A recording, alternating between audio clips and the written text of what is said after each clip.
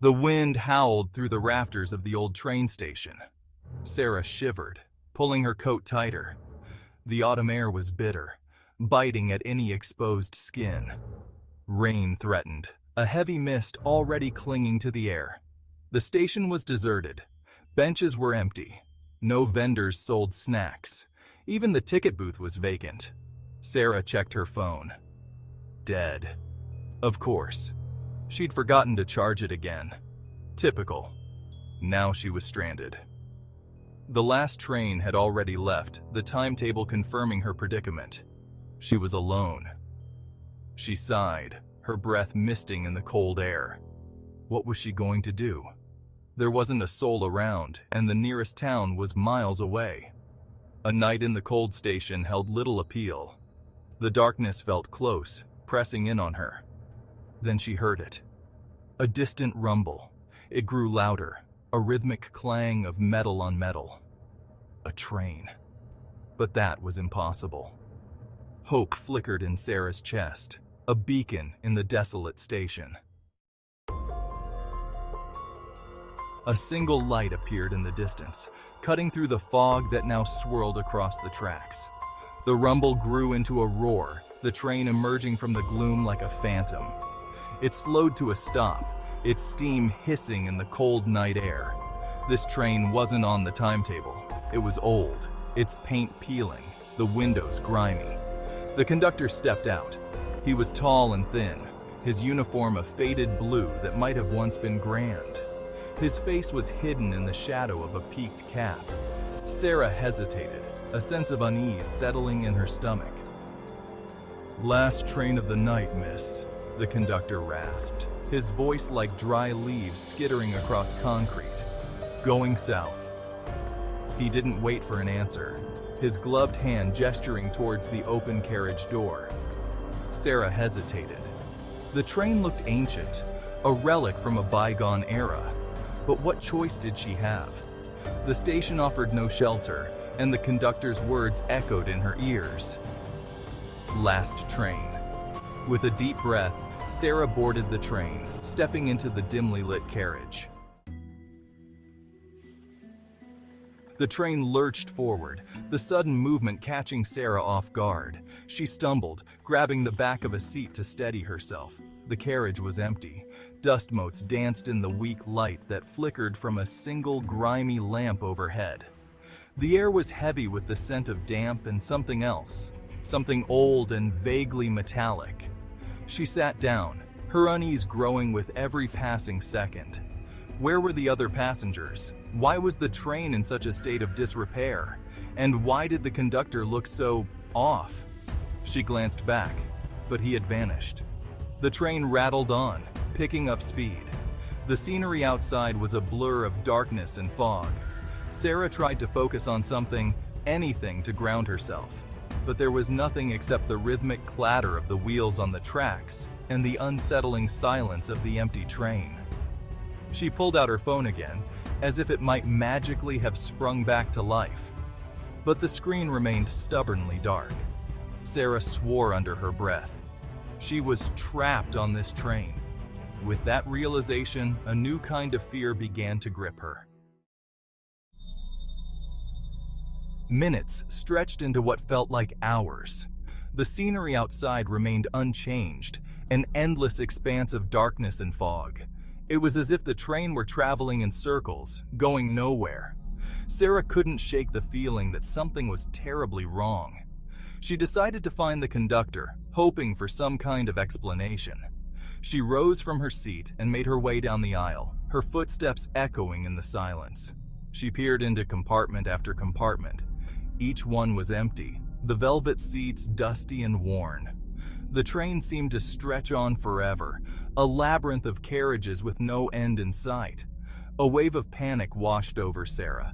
She was alone, trapped on this ghostly train, hurtling through the night towards an unknown destination. And the conductor, the only other living soul she had seen, was nowhere to be found. Section 5. A conversation with the conductor. Just as her anxiety threatened to overwhelm her, Sarah spotted him. The conductor stood at the end of the carriage, his back to her. He was staring out of the window, his silhouette a stark shadow against the passing darkness. "Excuse me," Sarah called out, her voice trembling slightly. The conductor turned. His face, still shrouded in shadow, was expressionless. "Yes?" His voice was a low rasp. "Where are we?" Sarah asked, her voice barely a whisper. "And when will we reach the next station?" The conductor stared at her for a moment, his silence unnerving. "We are traveling," he finally said, his voice devoid of inflection. "And the next station, well, that's not for you to worry about." He turned back to the window, dismissing her. Sarah felt a chill run down her spine. His words were far from reassuring. She wanted to press him further, to demand answers, but something about his demeanor, the way he seemed to fade into the shadows, kept her rooted to the spot. Section 6. The train stretches on. Defeated, Sarah returned to her seat. The train rattled on, the wheels singing their mournful song. The scenery outside remained unchanged, the endless expanse of fog a reflection of her own growing despair. Time seemed to lose all meaning. Minutes bled into hours, or perhaps it was the other way around. She tried to distract herself. She rummaged through her bag, but it contained nothing of comfort. No book to lose herself in, no music to drown out the silence. Even the candy bar she found provided little solace. She looked out the window again, hoping for a change, a glimmer of light, anything to break the monotony of the fog. But there was nothing. Just the endless, featureless gray, reflecting her own growing sense of dread.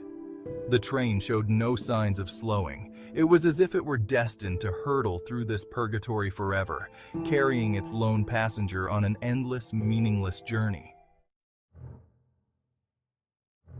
Just when she thought she could take no more, Sarah saw something that made her heart leap into her throat.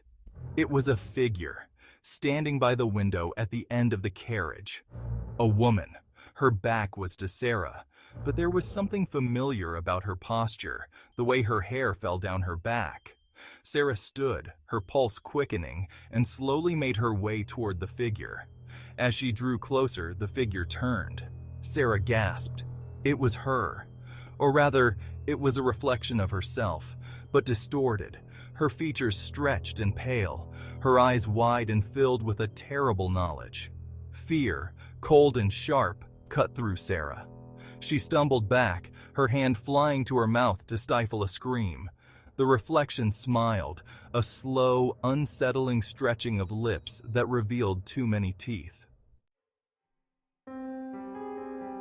"What? Who are you?" Sarah stammered, her voice catching in her throat. The reflection tilted its head, the smile widening. "You," it whispered, its voice a raspy echo of her own. Or rather, what you will become. Sarah shook her head, fear making her words tumble over each other. "This isn't real. This can't be real. This is your reality now," the reflection said, its voice taking on a harder edge. "You should never have boarded this train." It reached out a hand, its fingers long and thin, the nails blackened and sharp. Sarah recoiled, pressing herself against the wall of the carriage. The reflection laughed, a low, chilling sound that seemed to vibrate through Sarah's very bones. "There's no escape," it hissed. "You are one of us now." The reflection began to fade, its edges blurring as the train rattled and swayed. Sarah watched, paralyzed by fear, as her distorted double dissolved back into the grimy window. The train lurched violently, throwing Sarah to the floor.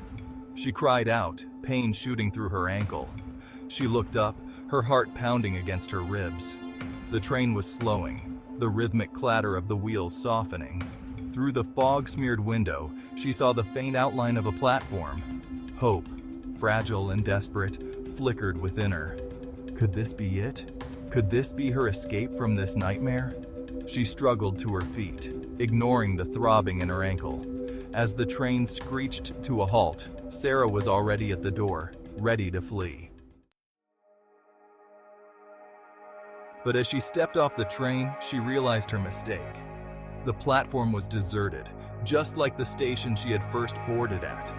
The fog swirled around her, thick and suffocating, and the train, her only way out, was gone. It had vanished, disappearing back into the mist as quickly as it had arrived, leaving Sarah stranded on the desolate platform. She screamed, her voice lost in the fog. She was alone, trapped. The fog seemed to press in on her, cold and damp against her skin. And through the swirling gray, she thought she saw the train again, a distant silhouette against the ever-present fog. The whistle blew, a long, mournful sound that seemed to echo her own despair. Sarah was never seen again. Some say she's still out there, riding the rails, a prisoner of the ghost train, forever searching for a station that doesn't exist.